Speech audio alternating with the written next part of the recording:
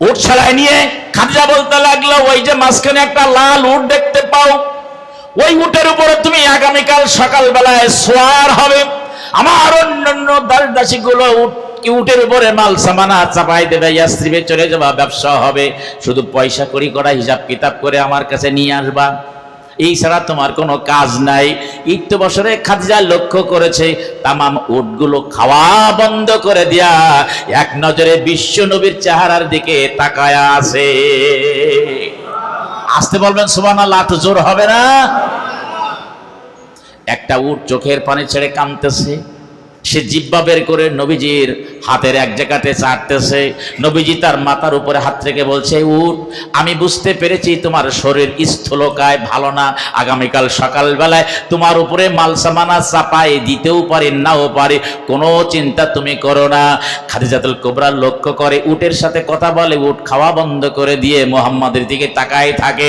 বুঝতে তার আর বাকি নাই, চোখে পানি এসে গেল খাদিজার, শাড়ির আঁচল দিয়ে চোখ মুছতে মুছতে দৌড়াতে দৌড়াতে তার ঘরে চলে গেল। আখিরি জামানার পয়গম্বর, তিনি তার বিশ্রামে ঘর চলে গেলেন, সেখানে থাকতে লাগলেন। কিছুক্ষণের মধ্যেই সন্ধ্যা ঘনিয়ে এলো, অন্ধকার অন্ধকার ভাব। খাদিজাতুল কুবরা বলছিল, রে আমার দাসদাসী কোথায় আছো? মুহাম্মাদের ঘরে একটা আলো নিয়ে যাও, তাড়াতাড়ি করে একটা আলোর ব্যবস্থা করো। একটা সুন্দর আলো নিয়ে অন্ধকার অন্ধকার ভাব বাসার কাছে গিয়ে দেখতে পেল, এই আলোর যত না পাওয়ার, তার থেকে বেশি পাওয়ারের আলো মুহাম্মাদের ঘরে জ্বলতেছে। সম্মানিত হাজিরিন, রাসূল পাক সাল্লাল্লাহু আলাইহি ওয়াসাল্লামের উপরে লাখো কোটি দুরূদ। সবাই বলছে সাল্লাল্লাহু আলাইহি ওয়াসাল্লাম। দিন প্রচার আর প্রতিষ্ঠার সংগ্রামে সেই থেকে নিয়ে আজ পর্যন্ত যারা শাহাদাত বরণ করেছেন, জান্নাতের সুউচ্চ মাকাম আল্লাহর দরবারে কামনা করে আমরা আলোচনায় ফিরছি। আপনারা সবাই জানেন, আমরা এমন একজন মানুষের জীবনী শুনতে এসেছি যার তুলনা চলে না। তিনি ছিলেন নূরের মানুষ, তিনি ছিলেন আল্লাহ পাকের পক্ষ থেকে খাস বান্দা। মহব্বতে বলা যাবে না সুবহানাল্লাহ। তার নূরের ছটা ছড়িয়ে গেল সারা দুনিয়ায়, তিনি যে এক মহামানব জানল ভুবনময়। তার নূরের ছটা ছড়িয়ে গেল সারা দুনিয়ায়, তিনি যে এক মহামানব জানল ভুবনময়। দিনের নবী মুস্তাফা যে, দিনের নবী মুস্তাফা যে, নাই যে তাহার তুল, সে আমাদের প্রিয় নবী মুহাম্মদ রাসূল। সে আমাদের প্রিয় মানুষ মুহাম্মদ রাসূল, সে সকলের শ্রেষ্ঠ নেতা মুহাম্মদ রাসূল। চুপ করে থাকবেন নাকি আলহামদুলিল্লাহ বলবেন? তিনি এমন একজন ব্যক্তি যার তুলনা কারোর সাথে চলে না। পৃথিবীর মানুষ কোনো না কোনো সময় হয়তোবা প্রশান্ত মহাসাগর, আটলান্টিক মহাসাগর, বঙ্গোপসাগর, তারপরে ভারত মহাসাগর, আরব সাগরের পানি শেষে আর এক জায়গায় হয়তো বা দিতে পারবে, পারবে কিনা সেটা আলাদা কথা, হয়তো বা দিতে পারবে। কিন্তু বিশ্ব নবীর জীবন জিন্দেগি আলোচনা করে শেষ করতে পারবে এইরকম কোন মানুষের জন্ম হয়নি, বর্তমানে নাই, ভবিষ্যতেও হবে না। আরেকবার বলা যাবে কি সুবহানাল্লাহ। এমন একজন মানুষ তিনি। নবীজি সাল্লাল্লাহু আলাইহি ওয়াসাল্লাম রাস্তা দিয়ে চলতেন, খেলা করা বাচ্চাদের কাছে তিনি হাজির হতেন, কাছে টেনে নিয়ে বলতেন, কেমন আছো তুমি? বাড়িতে তোমার আব্বা কেমন আছে, আম্মা কেমন আছে, তোমার ভাইটি কেমন আছে, বোনটি কেমন আছে, কাছে জড়ায় নিতেন। বাচ্চারা চতুর্পাশে এসে নবীজির জামাখানা টেনে নিয়ে নবীজির ভালোবাসা নেওয়ার জন্য উদ্গ্রীব হয়ে যেতেন। ছোট বাচ্চা মাজা পর্যন্ত উঁচু মুখ উঁচু করে বিশ্ব নবীর দিকে চেয়ে থাকতেন। নবীজির ঠোঁট যুগল ছিল গোলাপের পাপড়ির মতন, লাল গোলাপের পাপড়ির মতন। দাঁতগুলো ছিল মণিমুক্তার মতো। বাচ্চারা মুখের দিকে চাগায় থাকতো। নবীজি সবাইকে আপন করে নিতেন। একবার তিনি লক্ষ্য করলেন যে বাচ্চাটি আমাকে দেখেই দ্রুত তার সাথে আমার কাছে চলে আসে, সেই বাচ্চাটি নাই। হুজুর বললেন সে কোন জায়গায়? খেলা করা বাচ্চারা বলতে লাগলো আজকে 2-3 দিন আমাদের কাছে নাই, কোথায় গেছে? বলছে সম্ভবত বাড়িতে আছে। কি হয়েছে আমরা জানি না, অসুখও করতে পারে। নবীজি বললেন তার বাড়িটা কোন জায়গায়? দূরে দেখাই দিল পাহাড়ের পাদদেশে। আখিরি জামানার পয়গম্বর একখানা মানুষ একা একা চলছেন তার বাড়ির দিকে। দরজার কাছে গিয়ে অনুমতি নিলেন, ঘরের ভিতরে বাড়ির মধ্যে তিনি ঢুকলেন। বাড়ির মধ্যে তিনি ঢুকলেন, এরপরে বললেন ছোট্ট মানুষটি কই? বলে বারান্দায় শোয়া রয়েছে। নবীজি তার কাছে গিয়ে বসলেন। হিসাব করে দেখতে হবে, বিশ্ব নবী মোহাম্মদ রাসূলুল্লাহ আকাশ থেকে জিবরিল আমিন যার কাছে আসে, সারে শরিয়াত পরনত আল্লাহ রাব্বুল আলামিন তাকে বানিয়েছেন। সুন্দর মানুষ তিনি। রাস্তা দিয়ে চললে পরে আকাশের মেঘ মাথার উপরে এসে ছায়া প্রদান করত। একটু মহব্বতে বলা যাবে কি সুবহানাল্লাহ। এই মানুষ একা একা চলে গেছে। জানতে পারলো সেই লোকটার বাড়ি, বুঝতে পারলো লোকটা ইহুদি, তার মা ইহুদি, ইসলাম কবুল করে নাই। কি হয়েছে বাচ্চাটির কাছে জানতে চাইলো, কথা বলতে পারে না, অসাড়। চোখ দুইটা বন্ধ করো। ঘর থেকে ছোট্ট আওয়াজে বলতে লাগলো একজন মহিলা কণ্ঠে। নবীজি বুঝলেন তার মা হবে।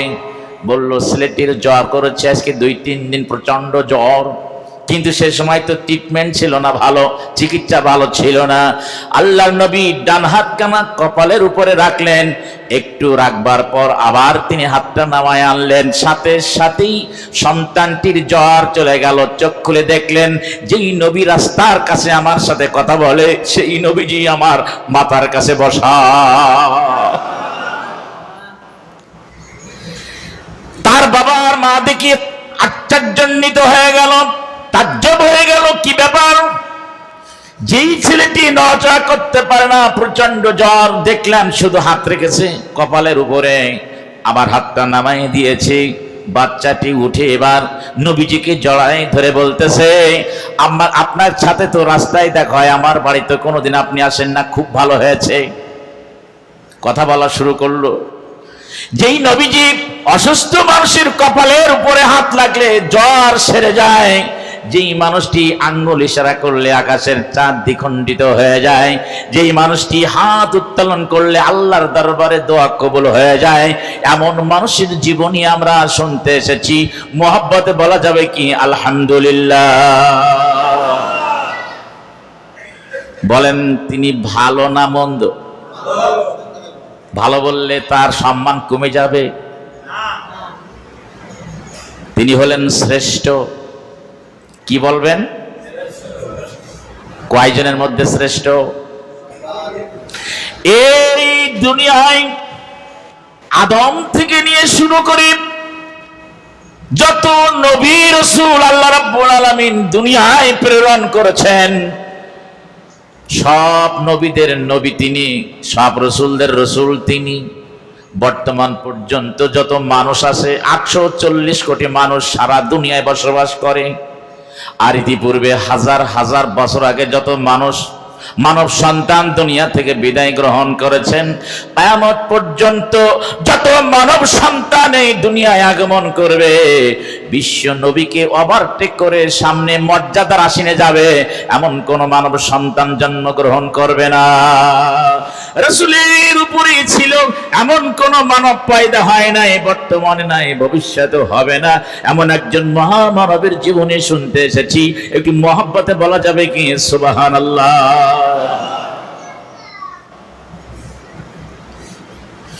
প্রিয়জন আমার, হাজির আমার, নবী পাক সাল্লাল্লাহু আলাইহি ওয়াসাল্লাম জন্মগ্রহণ করছেন। মায়ের নাম আমেনা, আব্বার নাম আব্দুল্লাহ, দাদার নাম আব্দুল মুত্তালিব। বলেন তো নবীর নামখানা কি? বলেন, কথা বলেন, সবাই বলেন, সবাই বলেন মুহাম্মদ, মুহাম্মদ, মুহাম্মদ মুস্তাফা বন্ধু আমার, আহমদ মুজতবা বন্ধু সবার। তুমি যদি না বন্ধু হওয়া আমার, জীবনে নামবে অথই আধার। মোহাম্মদ মুস্তাফা বন্ধু আমার, আহমদ মুজতবা বন্ধু সবার। জোরে হবে মারহাবা। বলেন নবীজির নাম কি? আরেকবার। যদি কেউ ভক্তি ভরে মহব্বত করে মুহাম্মদ কথাটি জবানে উচ্চারণ করে, আল্লাহ রাব্বুল আলামিন সাথে সাথেই তার আমলনামায় 40 খানা নেকি লিখে দেয়। আসেন হুজুর, সামনে আসেন। আলহামদুলিল্লাহ বলেন, আলহামদুলিল্লাহ। সেই বরকতের নবীর জীবনী আমরা শুনতে এসেছি। আরেকবার বলেন আলহামদুলিল্লাহ। নবীজি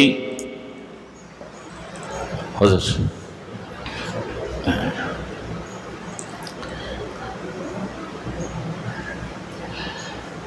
নবীজি জন্মগ্রহণ করলেন মক্কাতুল মুকাররমায়।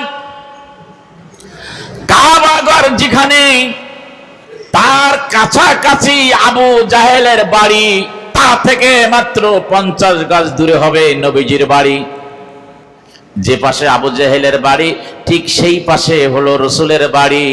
আল্লাহ তাআলা দয়া করে, করুণা করে আমার মতন অভাবী মানুষটিকেও মক্কাতুল মুকাররমায় নবীজির বাড়িতে কাবা ঘরে নিয়ে গিয়েছিলেন। গৌরবের জন্য না, যদি কেউ নিয়ত করে, আমার দৃঢ় বিশ্বাস গরিব হোক বা বড় লোক হোক, এইটা দেখবার বিষয় না। আল্লাহ তাআলা যাকে ইচ্ছা কেবলমাত্র তাকেই সোনার মক্কা মদিনা নিয়ে যান। জোরে বলেন কথা ঠিক কিনা? যেখানে জন্মগ্রহণ করেছেন, জন্মের সাথে সাথে আওয়াজ পৌঁছে গেল চাচা আবু তালিবের কাছে। আবু তালিবের একটা দাসী ছিল সুন্দরী, যার নাম হলো সুয়াইবিয়া। ফাকাদ ক্বালা রাসূলুল্লাহি সাল্লাল্লাহু আলাইহি ওয়াসাল্লাম আরদাআতনি ওয়া আবাহা সুয়াইবিয়া, রাওয়াহুল বুখারী। বুখারী শরীফের মধ্যে হাদিস কানা পড়েছিলাম। আখির জামানার পয়গম্বরের মুখ নিঃসৃত বাণী সুয়াইবিয়ার কথা এসেছে। একটু মহব্বতে বলা যাবে কি সুবহানাল্লাহ। অপরূপা সুন্দরী চাচা আবু তালিব খুশি হলেন, আনন্দিত হলেন, আনন্দে আটখানা হয়ে গেলেন। তিনি এই সুন্দরী দাসীকে মুক্ত করে দিলেন। সুবহানাল্লাহ বলবেন না? আনন্দ করা, এর ইংরেজি হলো প্লিসেন্ট, খুশি। এর আরবি হলো ঈদ। যেমন আল্লাহ কোরআনে বলেছেন, ওয়াইদ ক্বালা وإذ قال عيسى ابن مريم اللهم ربنا أنزل علينا مائدة من السماء تكون لنا عيدا। 5 নম্বর সূরা আল মায়েদা। এই সূরার মধ্যে আল্লাহ তাআলা ঈদ কথাটা একবার উচ্চারণ করেছেন। ঈদ মানে খুশি। যেহেতু নবীজির জন্মগ্রহণে তিনি খুশি হয়েছিলেন, তার চাচা। শুধু তিনি না, চতুর্দিকে যেন আনন্দ বয়ে চলতে লাগলো। সেই কারণটাই হলো ঈদ। আর নবীজি জন্মগ্রহণ করেছেন, সেটা হলো মিলাদ। আর নবী মানে নবী, ঈদে মিলাদুন নবী সেখান থেকে এসেছে। একটু মহব্বতে বলা যাবে কি মারহাবা। নবী এসেছে, হাবিব এসেছে, রাসূল এসেছে, হাবিব এসেছে। গাছে গাছে ফলগুলি গাছে গাছে ফুলগুলি সকলেই দুলছে, রাসূল এসেছে, হাবিব এসেছে। একটু মহব্বতে মারহাবা। রাসূল এসেছেন। প্রিয়জন আমার, হাজির আমার, রাসূলের জীবনী আলোচনা করে আমরা খুশি না খুশি? যার আরবি হলো ঈদ, আর নবী মানে নবী, মিলাদ মানে জন্ম। আপনারা বলেন রাসূল কি আকাশ থেকে নিচে পড়েছেন নাকি তার মা বাপ ছিল, জন্মগ্রহণ করেছেন 570 কিংবা 71 খ্রিস্টাব্দে ওই মক্কাতুল মুকাররমায় জন্মগ্রহণের পরই তার চাচা খুশি হয়ে গেলেন, গোটা এলাকা খুশিতে খুশিতে আটখানা হয়ে গেলেন, ভরপুর হয়ে গেল।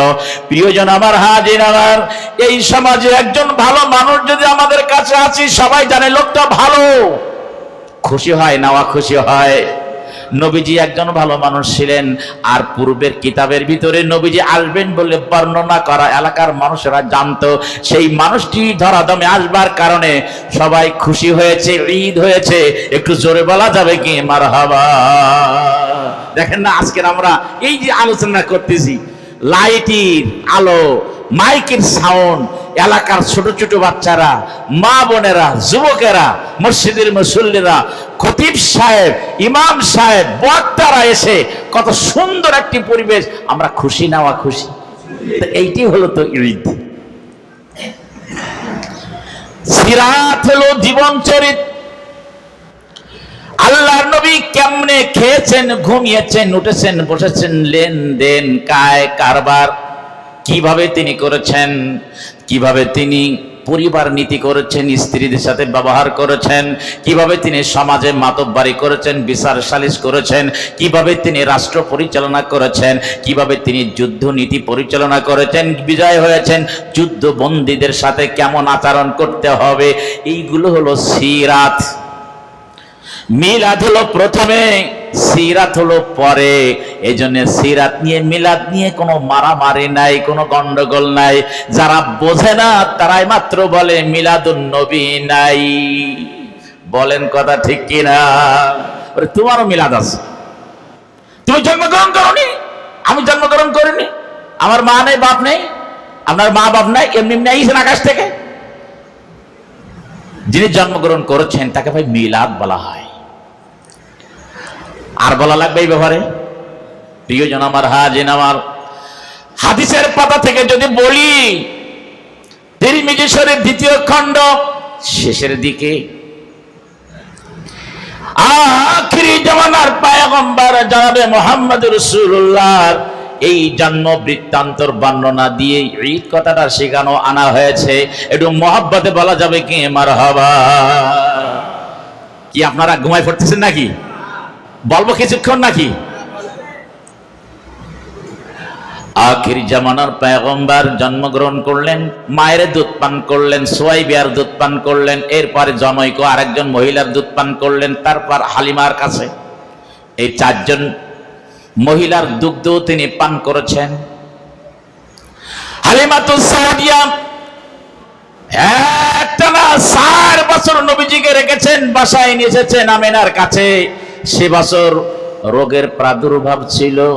হালিমা বলতে লাগলো, বোন আমেনা, যদি মোহাম্মদকে এখানে রাখি, যদি রোগে কোনো তাকে শুয়ে দেয়, বড্ড ক্ষতি হয়ে যাবে, তা না করে তায়েফে আবার নিয়ে যায়। আমি নিজে তায়েফে গিয়েছিলাম, হালিমার বাড়িতে গিয়েছিলাম। প্রিয়জন আমার, হাজির আমার, সে বাড়ি এখন জীর্ণ শীর্ণ, সংস্কার করা হয় না। এই কারণে মানুষেরা এখানে এসে শিরক বেদাত করবে। সেই কারণে ওই বাড়িখানা ওইভাবে আছে। 1500 বছরের বাড়ি, এখনো পর্যন্ত দেখা যায় যে মাটির দেয়াল দিয়ে তৈরি করা, ঠিক মাটির দেয়াল না, পাথর দিয়ে করা। আপনার চৌকাঠগুলো ওইভাবে আছে এখনো পর্যন্ত। আমার মনে হয় 1500 বছর আগে সেই বাড়িঘরগুলো এখনো আছে। এটা কিয়ামত পর্যন্ত থাকবে। বিশ্ব নবীর কদম এখানে পড়েছে। একটু জোরে বলা যাবে কি মারহাবা?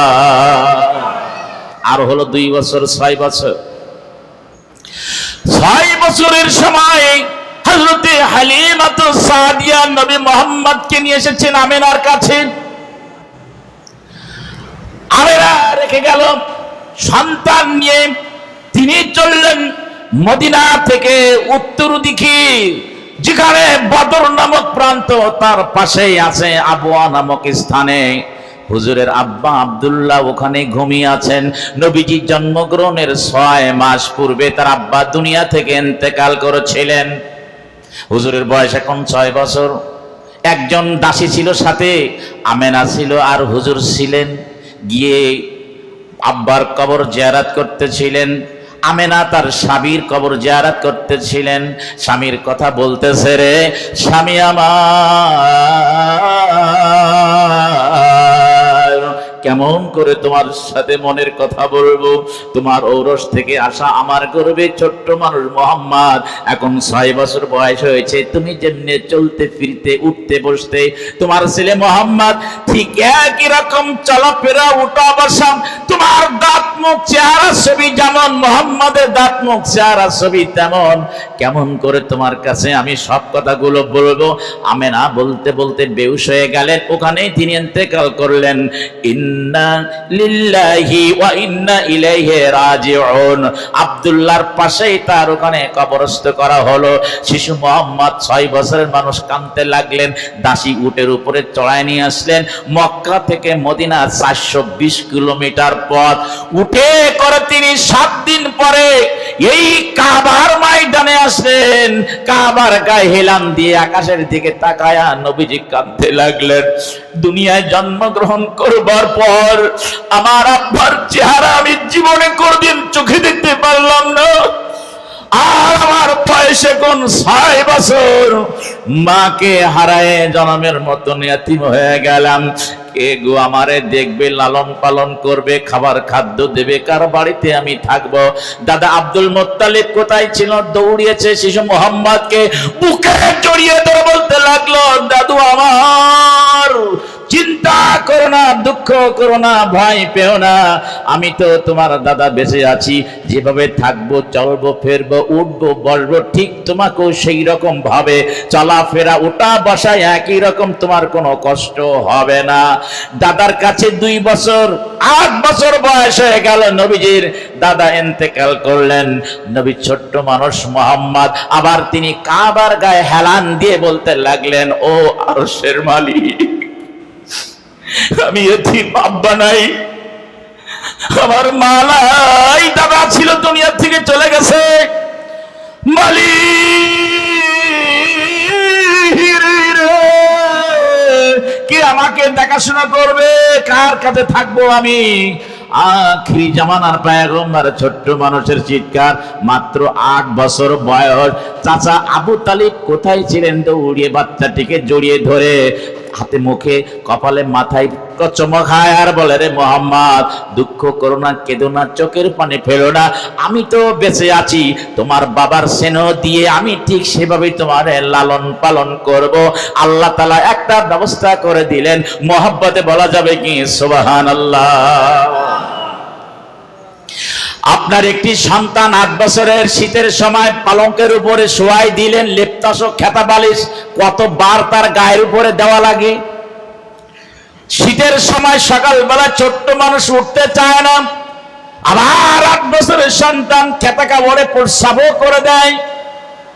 কিন্তু নবীজি তা করতেন না। যেভাবে তিনি ঘুমাইতেন, দেখা গেল তার শিশু অবস্থার ঘুমটা ছিল ডান পাশে কাত হয়ে।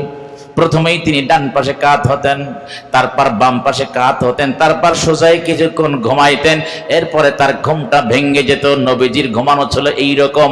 আজ যদি কোনো মানুষ ডান পাশে কাত হয়ে মুখটা কিবলার দিকে করে দিয়ে ঘুমায়, একটা সুন্নাহ পালন হয়ে যাবে। একটা সুন্নাহ যদি পালন হয়ে যায়, আখিরি জামানার পয়গম্বর বলেন, মান আহাব্বা সুন্নতি ফাকাদ আহাব্বানি ওয়া মান আহাব্বানি কানা মা'a ফিল জান্নাহ। একটা সুন্নাত যদি কেউ পালন করে, জান্নাতের ভিতরে আমি তার সাথী হব। একটু জোরে বলা যাবে কি সুবহানাল্লাহ। বৈজ্ঞানিক অনেক উপকার আছে, আমি সময় পেলে ছোট করে আপনাদের কাছে বলবো।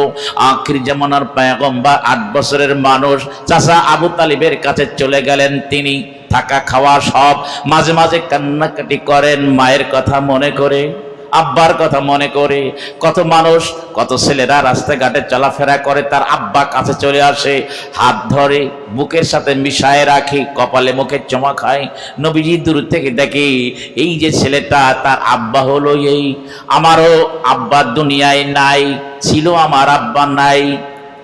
আমার আব্বা যদি দুনিয়ায় বেঁচে থাকতেন এমন করে বুকের সাথে জড়ায় ধরতেন, দুবাহু দিয়ে আমার এক কোলের মধ্যে তুলতেন, আমার কপালে মুখে চুমা খাইতেন, মুখে একটা খাবার তিনি তুলে দিতেন। তা থেকে জনমের মতন বঞ্চিত হয়ে গেলাম। শিশু মোহাম্মদ ডুকরে ডুকরে কাঁদতে লাগে, আর চাচা আবু তালিব দৌড়ে এসে তার বুকের সাথে জড়ায় রাখে। মোহাম্মদ কেঁদো না, চোখের পানি ফেলো না, তোমার বাবার স্নেহ আমার কাছেই রয়েছে। আরেকবার বলা যাবে কি সুবহানাল্লাহ। 8 বছর থেকে চলতে চলতে চলতে চলতে 16 বছর 6 মাস চাচা আবু তালিবের কাছে, ওই দিকে হলো 8 বছর, এই দিকে হলো 16 বছর। কত হয় জোরে বলেন? 24 বছর। এর মধ্যে নবীজি ব্যবসা বাণিজ্য শিখেছেন, এলাকার মানুষদের চাল চলন দেখেছেন। 17 বছর বয়সের সময় হিলফুল ফুজুল শান্তি সঙ্গ কায়েম করেছিলেন। আমি কখন বলবো সে সমস্ত কথা ছোট্ট করে জানায় যায়। প্রিয়জন আমার, হাজিন আমার, আখিরি জামানার পয়গম্বর 24 বছর 6 মাসের একজন যুবক চলাফেরা, ওঠা বসা, লেনদেন, কাই কারবারে গোটা আরব সমাজের মানুষেরা তাকে বলতে লাগলো আলামিন আস-সাদেক।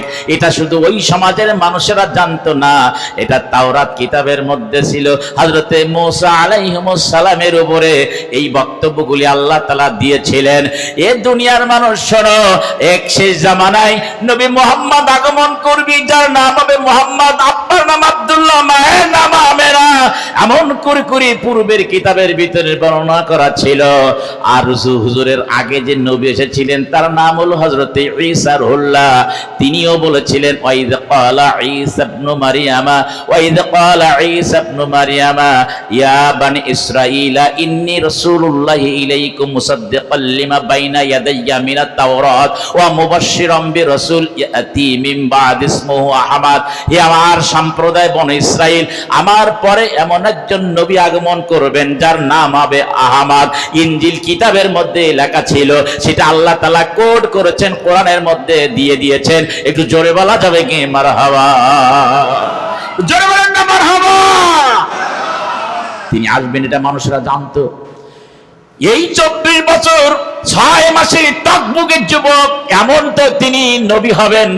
আরো তিনি মক্কায় জন্মগ্রহণ করেছেন, সুন্দর চেহারা, পরিষ্কার সুন্দর জামা কাপড় পরা, যে কোনো মানুষের দেখা মাত্রই আকর্ষণ সৃষ্টি হয়। এত সুন্দর মানুষ। প্রিয়জন আমার, হাজির আমার, কাবা চত্বরের মধ্যেই আমরা যখন অতিরিক্ত তাওয়াফ করছিলাম, মাস বরাবর তৃতীয় দিবসে তাওয়াফ করছিলাম, একজন লম্বা মানুষকে পেয়ে গেলাম। আমি তার বগল পর্যন্ত 5 ফুট 6 ইঞ্চি 8 ইঞ্চি মানুষ আমি, তাই তার বগল পর্যন্ত হলাম। মুখের দিক তাকায় থাকলাম, জানতে চাইলাম মান আনতা। উনি বললেন আনা মিন কুরাইশ। আমি বুঝতে পারলাম কুরাইশ বংশের লোক। জড়ায় ধরলাম, এখনো কি লোক আছে না? হ্যাঁ, এখনো লোক আছে। এই বংশ তো কোনো সময় শেষ হবে না। সুবহানাল্লাহ বললেন না? পূর্বপুরুষ আপনারা যে দেখছেন না কুবাস, এই কুবাস এমন একজন ব্যক্তি ছিলেন, কখন বলবো সে সমস্ত কথা। ওই কুবাস থেকেই নাম হয়েছে আবু কুবাইস পাহাড়। ওই আবু কুবাইস পাহাড়ের পাদদেশে হযরত আদম আলাইহিস সালামের কবর আছে, হযরত শীশ আলাইহিস সালামের কবর আছে ওখানে, আর মা হাওয়া আলাইহিস সালামের কবর আছে জেদ্দায়। আমরা উল্টো দিক থেকে ঘুরে রসুলের বাড়িতে ঢুকছিলাম, সেখানে আপনার লোহার গেট দেয়। আমরা বললাম সামনে যায় রাস্তা, বললেন না, মামনু, মামনু মানে নিষেধ, যেন না। তার মানে ওখানে হযরত আদম আলাইহিস সালামের কবর। একটু জোরে বলা যাবে না সুবহানাল্লাহ? আলোচনা আমি ভুলে যাই নাই। তার প্রিয় উপস্থিতি আমার, আবু তালিব একদিন সকালবেলায় ডাক দিলেন, মুহাম্মদ এদিকে এসো। নবীজি কাছে আসলেন, দুইজন কাছে কাছে বসা। আবু তালেব রসুলের ঘাড়ের উপরে হাত দিয়েছেন। মোহাম্মদ ওই কাবার গায়ে একটা সার্কুলার টানানো আছে, একজন ভালো ম্যানেজার প্রয়োজন, খাদিজাতুত তাহেরার। খাদিজাতুল কুবরা বড় লোক মানুষ, তার ব্যবসা বাণিজ্য পরিচালনার জন্য একজন লোক প্রয়োজন। মোহাম্মদ তুমি যাও, ইন্টারভিউ দাও, যদি তোমার চাকরি হয়ে যায় কপাল খুলে যাবে। নবীজি শুনেই পাশেই বসে চাচাকে জড়িয়ে ধরে কাঁদতে লাগলেন, চোখের পানি পড়তে লাগলো।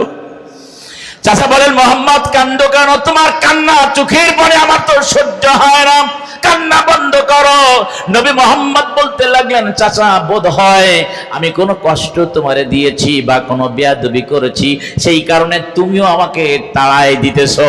মায়ের স্নেহ আদর থেকে বঞ্চিত, বাবার স্নেহ থেকে জন্মের মতন হারিয়ে গিয়েছি। আমার দাদা কোলে পিঠে মানুষ করতো, দাদাও দুনিয়া থেকে চলে গেছে। ছিলেন কেবলমাত্র আপনি, আপনি আমার তাড়াই দেবেন, তাহলে আমি কোথায় থাকবো? বলে, না মোহাম্মদ, না না না না, আমি তোমার সাথে এইরকম ব্যবহার করে না। আমি চাই তুমি বড় হও, তুমি চাকরি বাকরি করো, সংসার ধর্ম করো, সেই জন্য আমি তোমাকে এইটা বলতেছি। তুমি যাও মোহাম্মদ, তুমি যেখানেই থাকো না কেন, আমি চাচা আবু তালিব তোমার সাথে সাথেই থাকবো। নবীজি এক কদম সামনে দুই কদম পিছনে এমন করে করে যায়, বারবার চাচার দিকে তাকায়, চাচা দাঁড়িয়ে থাকে। মোহাম্মদের চোখের পানি, চাচারও চোখের পানি। মোহাম্মদ যাও, তোমার জন্য আমি আল্লাহর দরবারে দোয়া করছি। ও মানুষেরা কিন্তু আল্লাহকে বিশ্বাস করত, আল্লাহর নবী নবুয়ত পেয়েছেন, তারপরেও কাফের বেদিন যারা ছিল আল্লাহরে বিশ্বাস করত। আবু জেহেল আল্লাহরে বিশ্বাস করত। তার কাছে প্রশ্ন করা হয়েছে, وَإِذَا سَأَلْتُم مَّنْ خَلَقَ السَّمَاوَاتِ وَالْأَرْضَ لَيَقُولُنَّ اللَّهُ।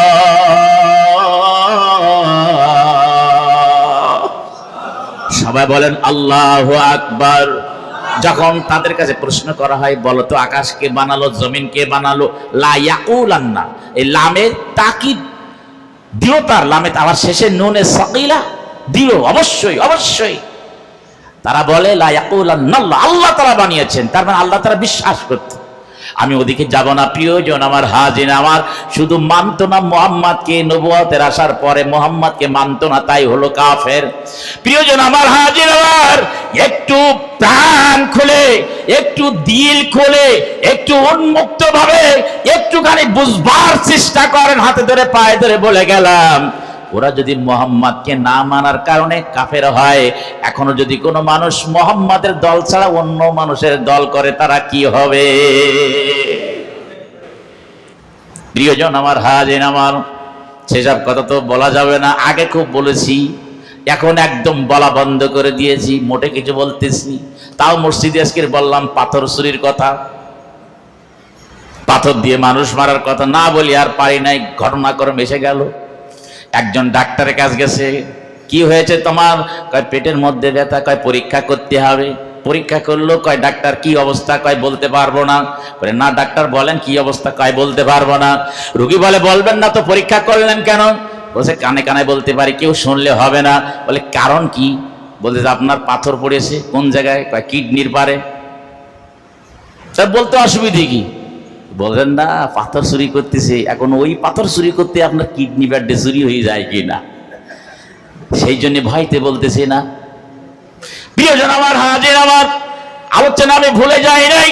নবীজি কাবার গায়ে ঝুলন্ত ওই সার্কুলার থেকে ধীরে ধীরে চলতে লাগলেন হযরতে খাদিজাতুত তাহেরা, খাদিজাতুল কুবরার বাড়ির দিকে। তার বাড়ি একটু দূরে মাঠে ময়দানে, যেখানে অফিস, সেই জায়গায় অনেক যুবকেরা হাজির হয়েছে। আজকের হলো ইন্টারভিউর ডেট। যুবকেরা বলতে লাগলো, রে খাদিজা,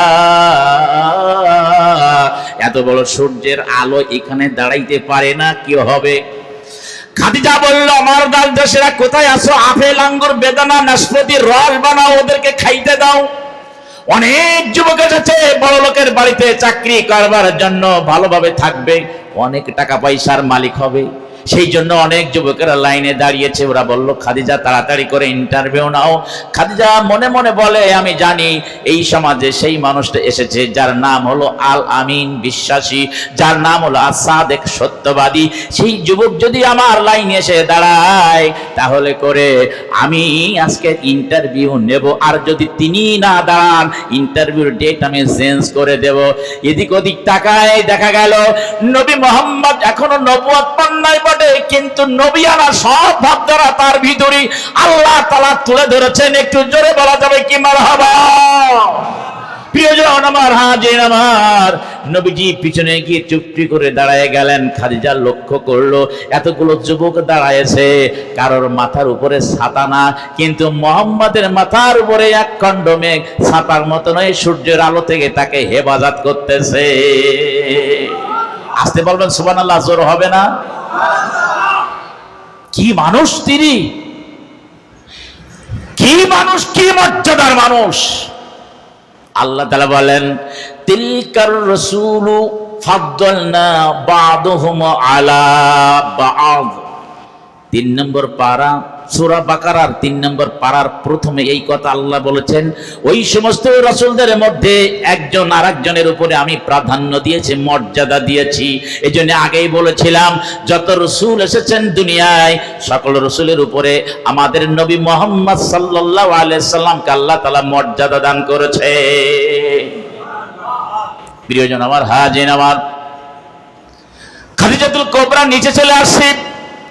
পাহাড় কেটে তার ঘর বানানো, চমৎকার ঘর বানানো। ওই আরব সমাজে খাদিজার মতন এত বড় লোক মানুষ ছিল না। খাদিজাতুল কুবরা নিচে চলে এসে প্রথম যুবকের কাছে জানতে চাই, তোমার নাম কি, আব্বার নাম কি, মায়ের নাম কি? যাও, তোমার চাকরি হবে না। তোমার নাম কি? তুমি কোন পর্যন্ত লেখাপড়া করেছো? তুমি কি আমার ব্যবসা বাণিজ্য পরিচালনা করতে পারবা? যাও, তোমার চাকরি হবে না। তোমার নাম কি, বাড়ি কোন জায়গায়, তোমার দাদার নাম কি, কি লেখাপড়া তোমার? যাও, চাকরি হবে না।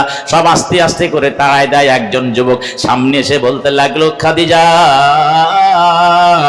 আমারে তুমি তাড়ায় দিও না, একটু ভালো করে লক্ষ্য করো। আমি একজন স্বাস্থ্যবান যুবক, ব্যবসা পরিচালনার জন্য আমার এক্সপিরিয়েন্স আছে, আমার অভিজ্ঞতা আছে, আমার মাহারাত রয়েছে। খাদিজা, ব্যবসার দায়িত্বটা আমার কাছে দাও, তোমার লাভবান হবা। খাদিজা বলে, যে দায়িত্ব চেয়ে নাই আমি তারে দেব না। ওই যুবক আবার বলতে লাগলো, আমার বাবা বড়লোক মানুষ, ব্যবসায় লস হয়ে গেলে বাবার সম্পদ পূরণ করে দেব। চাকরি কেন আমার বড় প্রয়োজন, তার কারণ হলো আমি বিয়ে করব।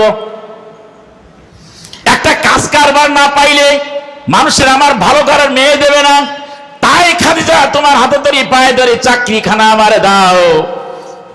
কিন্তু খাদিজা বললেন, না, তুমি আমার কাছে দায়িত্ব চেয়ে নাও। যে দায়িত্ব এমন করে চেয়ে নেয়, জোর করে বলে, সে দায়িত্ব পালন করতে পারে না, বরং তার মধ্যে গন্ডগোল এবং ঝামেলা আছে। লক্ষ্য করেন সমাজের দিকে, কোন সংগঠন এমন আছে দাঁড়ায় বলে সভাপতি, আরেকজন বলে সেক্রেটারি, আরেকজন বলে আমি সভাপতি, আরেকজন বলে আমি সেক্রেটারি হব। দলে দলে এমন যখন মিটিং হয়, আজও মারামারি হয়েছে। 2 গ্রুপে, কয় আমি সভাপতি হব, তোর থেকে আমি বড় লোক মানুষ, আমার ব্যবসা বড়, আমার ঘের আছে, ফাড়ি আছে, তোর থেকে লেখাপড়া জানে, তুই সভাপতি হবে কেন? ও বলে, তুই ঘের পাড়ে থাকলে কি হবে, তুই ভালো বক্তৃতা করতে পারিস নি, আমি হলাম বড়, এই দায়িত্ব আমার দিতে হবে। এই বলে বলে 2 গ্রুপে মারামারি করে। এই রকম সংগঠন সমাজে আছে না নাই? কথা বলেন, যদি ঘাড়ে পড়ে তাও কিছু করার নাই। বলেন, এই রকম সংগঠন আছে না নাই? আবার এমনও সংগঠন আছে, এই দায়িত্ব দিলে নিতে চায় না, কান্নাকাটি করে, তাদের উপরে দায়িত্ব দেয়, শপথ পড়ায়। একটু জোরে বলা যাবে কি মারহাবা? আছে না? খাদিজাতুল কুবরা বলল, গেট আউট, তোমার চাকরি হবে না, যাও। চলে গেল। সব যুবকদেরকে অ্যাভয়েড করে এবার খাদিজা চলে গেলেন মুহাম্মাদের কাছে। খাদিজা বলতে লাগলো, আনতা মুহাম্মদ, আবুকা আব্দুল্লাহ, উম্মুকা আমিনা, জাদ্দুকা আব্দুল মুত্তালিব, ওয়া আনতা মিন কুরাইশ। এ মুহাম্মদ, তোমার আব্বার নাম আব্দুল্লাহ, মায়ের নাম আমিনা, দাদার নাম আব্দুল মুত্তালিব, আর তুমি কুরাইশ বংশের মানুষ। আল্লাহর নবী নবুয়ত যদিও পান নাই, তখনও তিনি বলতে লাগলেন, খাদিজা, আমি তো দেখলাম অন্যান্য যুবকদের কাছে তুমি প্রশ্ন করেছো, তারা জবাব দিয়েছে। আমার কাছে প্রশ্ন করবা, আমার নাম জানতে চাইবা, আমার আব্বার নাম জানতে চাইবা, আমি বলবো, দাদার নাম জানতে চাইবা, আমি বলবো, কিন্তু তা না, আমার নাম, বাবার নাম, মায়ের নাম এবং আমার বংশ সম্পর্কে তুমি জানো কেমন করে? খাদিজাতুল কুবরা বলল, আমি শুধু তোমার দাদার নাম পর্যন্ত জানি না, তুমি কোন বংশ থেকে এসেছো তাও আমি জানি। তোমার পূর্বপুরুষের 14 পুরুষের বংশ আমি খাদিজার মুখস্থ রয়েছে। আল্লাহর নবী ছোট্ট করে বলল, খাদিজা সত্য কি মিথ্যা আমাকে একটু শোনায় দাও। খাদিজা বলতে লাগলো, মুহাম্মদ বিন আব্দুল্লাহ ইবনে আব্দুল মুত্তালিব ইবনে হাশিম ইবনে কুসাই ইবনে কিলাব ইবনে মুররা ইবনে ফেহের ইবনে মোজের ইবনে নেজার ইবনে মাআদ ইবনে আদনান ইবনে তারেব ইবনে ইয়ারজুব ইবনে নাবেদ ইবনে ইসমাইল ইবনে নাবেদ ইবনে ইসমাইল ইবনে ইব্রাহিম আলাইহিমুস সালাম। একটু জোরে বলা যাবে কি মারহাবা? খাদিজা বলল, মোহাম্মদ চাকরি হয়ে গেছে, আগে আগে চলো বাড়ি যাই। নবীজি বলেন, তুমি আগে যাও। খাদিজা বলে, না, তুমি আগে যাও। আল্লাহ নবী আগে চলতে লাগলেন। কিছু দূর যাওয়ার পরেই হঠাৎ করে পিছনে একটা শব্দ হলো। নবী তাকায় দেখলেন কি অবস্থা, খাদিজা পড়ে গেছে।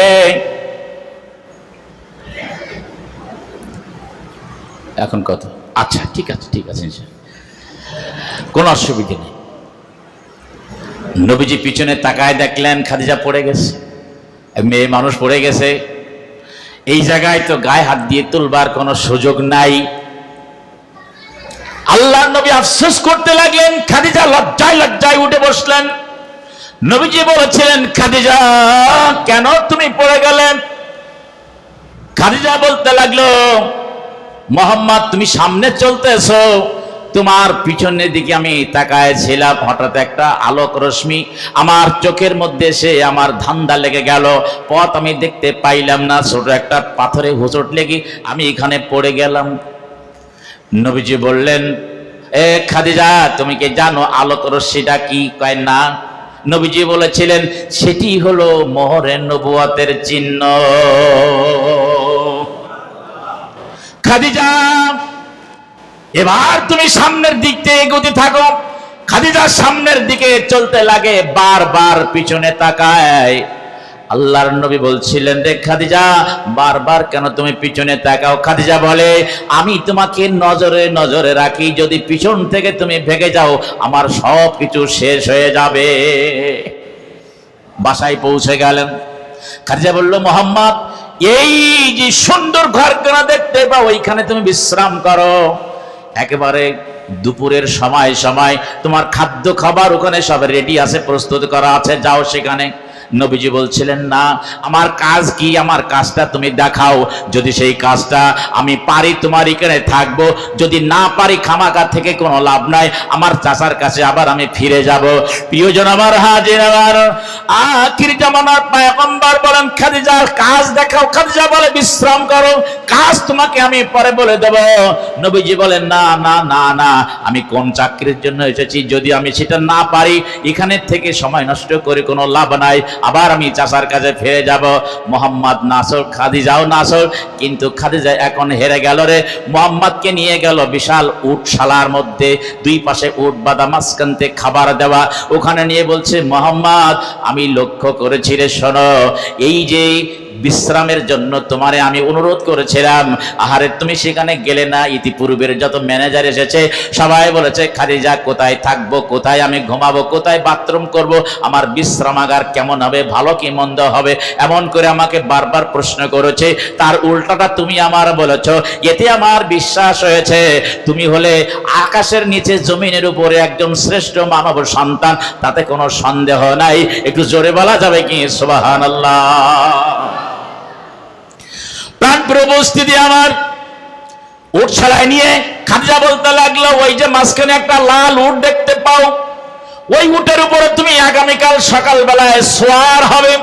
আমার অন্যান্য দাসদাসী গুলো উটের উপরে মাল সামানা চাপাই দেবে, ইয়াসরিবে চলে যাবা, ব্যবসা হবে, শুধু পয়সা করি করা হিসাব কিতাব করে আমার কাছে নিয়ে আসবা। এই ছাড়া তোমার কোনো কাজ নাই। একটু বছরে খাদিজা লক্ষ্য করেছে তামাম উটগুলো খাওয়া বন্ধ করে দিয়া এক নজরে বিশ্ব নবীর চেহারার দিকে তাকায়া আছে। আসতে বলবেন সুবহানাল্লাহ, তো জোর হবে না? একটা উট চোখের পানি ছেড়ে কাঁদতেছে, সে জিহ্বা বের করে নবীজির হাতের এক জায়গাতে চাটতেছে। নবীজি তার মাথার উপরে হাত রেখে বলছে, উট আমি বুঝতে পেরেছি তোমার শরীর স্থূলকায় ভালো না, আগামীকাল সকালবেলায় তোমার উপরে মালসামানা চাপাই দিতেও পারি নাও পারি, কোনো চিন্তা তুমি করো না। খাদিজাতুল কুবরা লক্ষ্য করে উটের সাথে কথা বলে, উট খাওয়া বন্ধ করে দিয়ে মুহাম্মাদের দিকে তাকায় থাকে। বুঝতে তার আর বাকি নাই, চোখে পানি এসে গেল। খাদিজার শাড়ির আঁচল দিয়ে চোখ মুছতে মুছতে দৌড়াতে দৌড়াতে তার ঘরে চলে গেল। আখিরি জামানার পয়গম্বর তিনি তার বিশ্রামে ঘর চলে গেলেন, সেখানে থাকতে লাগলেন। কিছুক্ষণের মধ্যেই সন্ধ্যা ঘনিয়ে এলো, অন্ধকার অন্ধকার ভাব। খাদিজাতুল কুবরা বলছিল, রে আমার দাসী কোথায় আছো? মুহাম্মাদের ঘরে একটা আলো নিয়ে যাও, তাড়াতাড়ি করে একটা আলোর ব্যবস্থা করো। একটা সুন্দর আলো নিয়ে অন্ধকার অন্ধকার ভাব বাসার কাছে গিয়ে দেখতে পেল এই আলোর যত না পাওয়ার তার থেকে বেশি পাওয়ারের আলো মুহাম্মাদের ঘরে জ্বলতেছে। প্রিয়জন আমার, হাজির আমার, ওই লোকটা ফিরে এসে খাদিজাকে বলল, রে খাদিজা,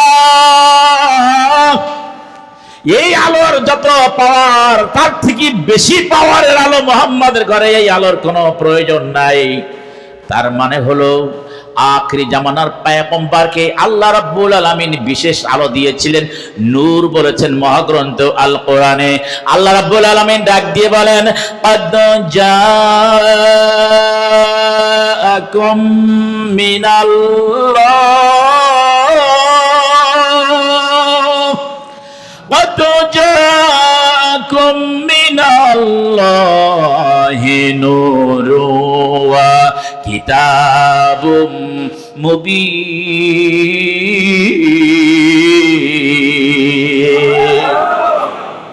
আল্লাহ বলেন, অবশ্যই তোমাদের কাছে একটি আলোকপিণ্ড এসেছে আর স্পষ্ট কিতাব এসেছে। স্পষ্ট কিতাব মানে কোরআন। জোরে বলেন, স্পষ্ট কিতাব মানে কি? আর নূরের ব্যাখ্যা দেওয়া হয়েছে তাফসিরে জালালাইন, মূল কিতাব।